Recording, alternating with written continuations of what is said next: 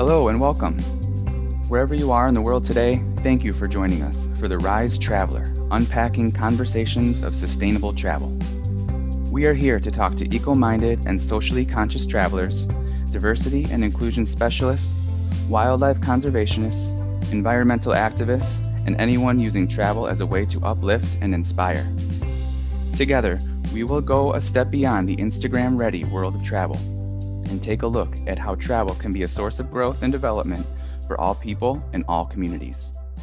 And now, here's your host, Amy Hager. And joining me remotely today is Thinley. And Thinley, where are you joining me from? Hi, everyone. I'm joining from Thimphu, Bhutan. Awesome. It's about a little past, 8:15 p.m. here. So I was going to say, we were just talking about the times difference. I'm starting my day, Tinley's ending her day. And so before we dive in to our conversation about sustainable travel and everything, I'm curious, can you tell us a little bit more about your connection to the Rise Travel Institute? Mm-hmm. I knew of Rise Travel Institute through a former client of mine, Megan, who used to work for Dining for Women. And she came on a women's trip organized through the Dining for Women through my travel company. I think that was in 2017, 2018. I can't remember exactly. Okay. But Megan and I traveled together with a group of, altogether it was about, I think, over 30 women divided into two different groups. Megan was the one who introduced me to Vinci, and Vinci and I had a couple of, just casual chats, and we are here today. I love it. And Vinci's our executive director and founder of the Rise Travel Institute. And I think I say this almost every interview. I love how we all have been able to just connect and bring so much more to this mission and this organization. We're celebrating a couple years old, or 3 years old, I think now at this point. And so it's so great to have you here today. And what I want to dive into first is, you're a sustainability and climate leader, and you're the CEO of your travel company, Bhutan Tours and Travel.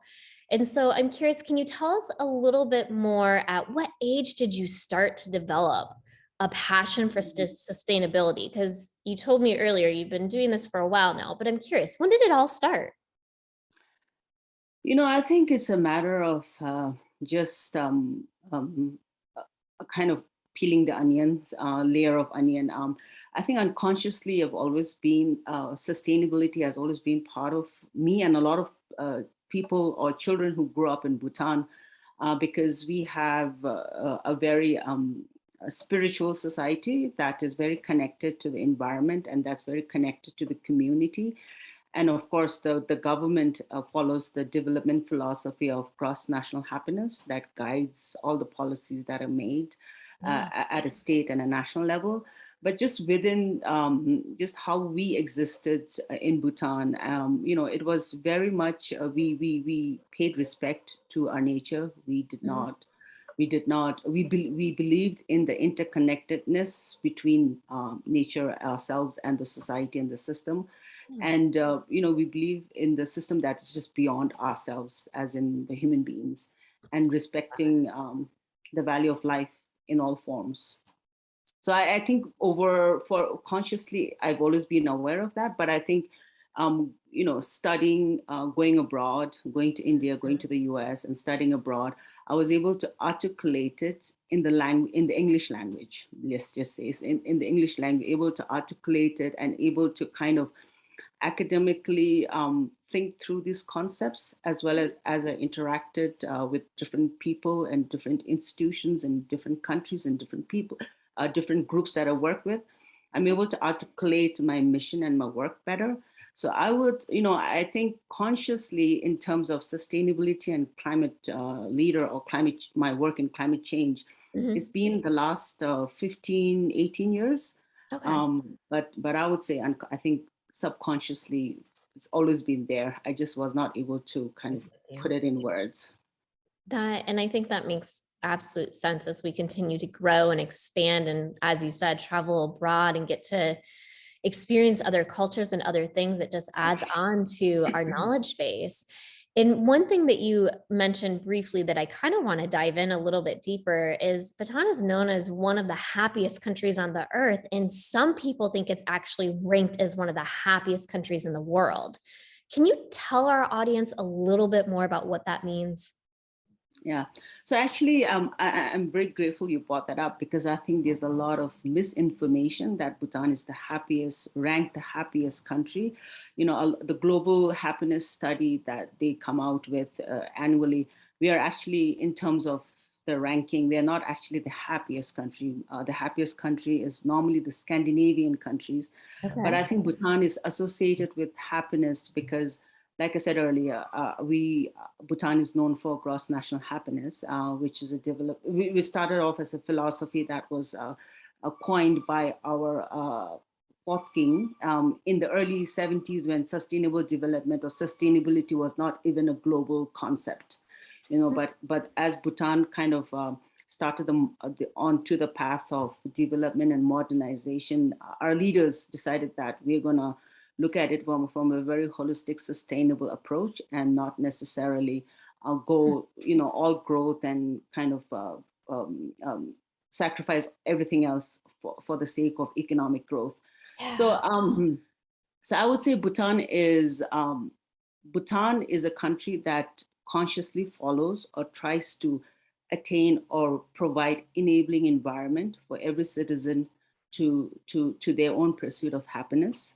But I wouldn't necessarily say we are, in terms of the ranking, we are not the happiest country, because at the end of the day, we are still a developing country. We still have the challenges of a developing country, and a country that is trying to find its place in the global map, while at the same time not kind of foregoing what a cultural identity is, what a spiritual identity is, Yeah. what an environmental stewardship is, and how we can attain socioeconomic development. So what I just named are the 4 pillars of gross national happiness. So I would say it's more there, and I kind of always advise people not to box us as the happiest country, because Yeah. if we are already tagged as the happiest country, where else can we go?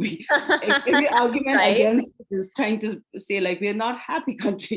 I mean, kind of Yeah. limits the space of discussion. And so I love how you you've broken that down and you really explained it. And again, like how this has just been something that you all really believe in. And I can tell like it's really something that's in your soul. And so tell me a little bit more about the mission and what your company does and why is it unique? So Baton Tours and Travel, and really share us your approach, your company's approach. Mhm. So Bhutan Tours and Travels, I call my company an impact travel company.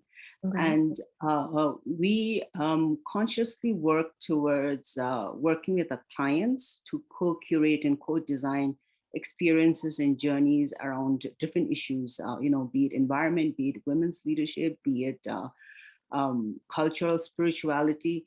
But our aim is to go beyond just a quote unquote a touristic consumption or experience, Yeah. but something would leave our clients with extra knowledge, with an impact that leaves a lasting impression upon themselves. But at Yeah. the same time, we try and connect our clients with communities, that are doing work or that are active in the space that the clients are passionate about. So essentially, we look ourselves as a bridge that connects, um, self-growth Yeah. to issues and experiences that are relevant, alongside always kind of educating or bringing awareness around the cusp where Bhutan stands. We have we have tourism, we have a culture intact, we have a spirituality intact, and very similar to what I said earlier. At the same time, kind of the tension we hold as a country. We are a very traditional and spiritual country, but yet we are on the path of modernization, and the tough choices the country has to make. And I think a lot of the times that's overlooked because, it's very easy to say, oh, Bhutan is a very happy country, or Bhutan is a very spiritual country. And people, I think when they come with such high expectations that are kind of romanticized in some ways in terms of what they want Bhutan's image to be in their head, they come here and every little, like even the slightest thing they see, I mean, it just is a nosedive in terms of their expectation. So I always say Bhutan is a country that is on the middle path towards sustainable happiness. I like that. And so I like that you are able to tie the experiences in different issues. And it's more than just seeing the pretty land and smelling the flowers and being around the animals, like really deeply rooting the experience in different issues is so different and so intriguing. And so you're one of our educational partners and a guest instructor here at Rise. And I know you've been developing our short course called Conscious Travel in Bhutan. Can you explain to me, what does conscious travel mean to you?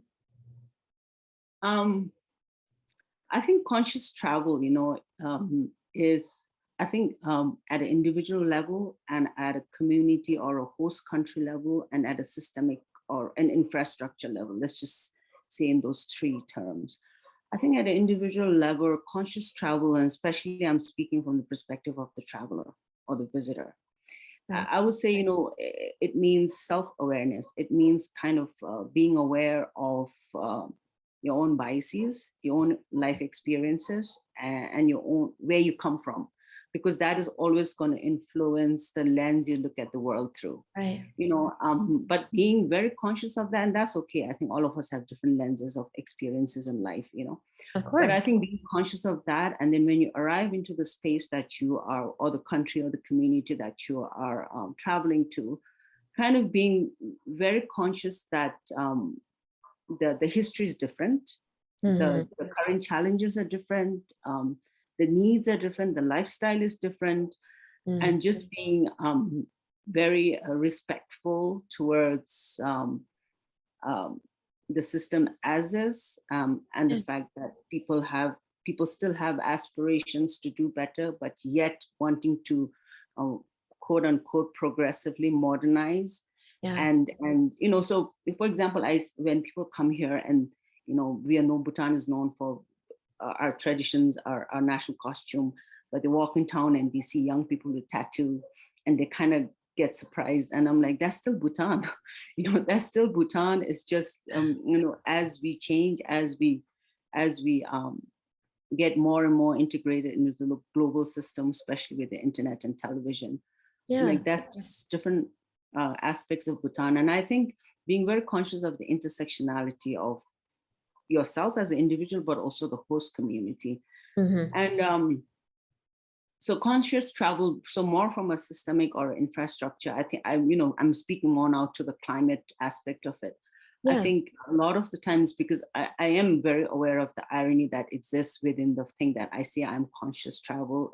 I'm an impact travel company, yet to get to Bhutan, you have to get on a plane, and it's probably one of the hardest places to get to, because you have to change 2 different planes. And once you get here, the roads are mountainous, so you're always in the car to get from one place to another. So I am very conscious of the carbon footprint at the individual level when the client gets here.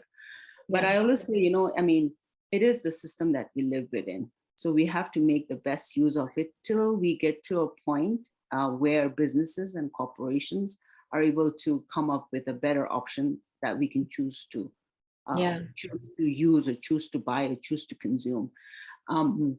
But one of the things that I always do with my company, and I think a few other companies in Bhutan do as well, is tree plantation. So kind of to do some carbon offset for the individual or for the travelers who come here. So I would say those are just some very broad principles when it comes to conscious travel and what it means to me. It's not necessarily about being pious, being self-righteous. It's more about doing the best you can, but being very aware of what are your own limitations. What are the limitations of the community or the country you're visiting? And what you have to do to get things done or get there or get that experience or learn that new culture or learn that new knowledge. That makes a lot of sense. And you kind of already touched on this, but I want to bring it to the forefront. How do you see the future of the travel industry of tomorrow, and especially talking about sustainability and travel? I know you mentioned it about flying, and we need, we need someone to invent something better, right? It's that we have choices as consumers, but anything else that you see in the future? Yeah, I mean, I think in terms of just travel in general, I think more and more people are getting very conscious. I mean, maybe I am looking at only the audience that I know, so maybe I could be biased in terms of what I think it is. But I think more and more people, because conscious travel is not necessarily only about environment and climate, it's also about culture, it's about, you know, the society, the people. So I would say more and more people are getting conscious of or being aware of it, and not necessarily. And I say this with caution because I know that different people come from different economic background, but not necessarily mass tourism. You know, not necessarily cheap. Because when you go cheap, you kind of compromise on a lot of things. And again, I say this with caution because I don't want to come across as being very, you know. No. And again, I understand. We want to make sure that we're sharing and showcasing different opinions and different views, because that's how we all become more aware and, like we said, more conscious, right? Right. But in terms of, like, you know, future, did you say disruptions or did you say just trends? Trends. I would say probably trends within sustainability and travel. I think, I mean, at least from the articles and some of the things I've read, I think more and more countries want to adopt the tourism policy that Bhutan has had from the get-go. Yeah. You know, which is cost controlled, and is not and it's the high impact, low volume. So, you know, we within the region that we're in, which is South Asia, we are known to be one of the most expensive destination, and it's a package tour, and you have to come through a local tour company, and it's a minimum cost of $250 per day per person. But that package per day cost covers your hotel, your meals, your guide, you know, your vehicle transportation, everything. So it kind of avoids. It's an attempt to cut out mass tourism, and also it's an attempt for people who really want to come can come. So I feel like I see some countries wanting to go towards that route, especially very popular European cities, just to control the tourism masses.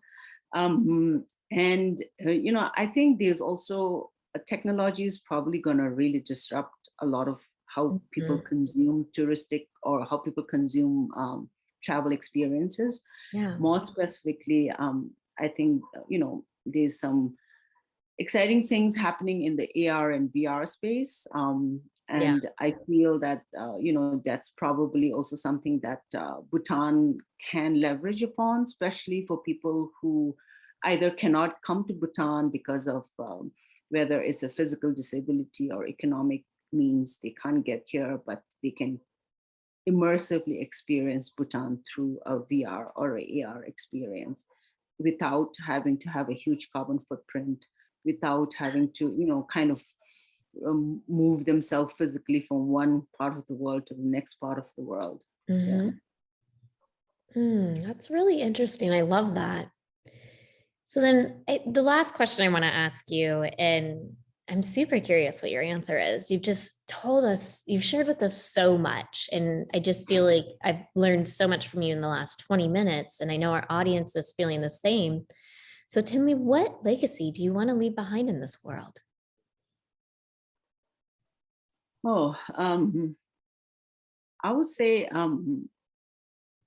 more than leaving a legacy, I always say to own our own narrative as Bhutan.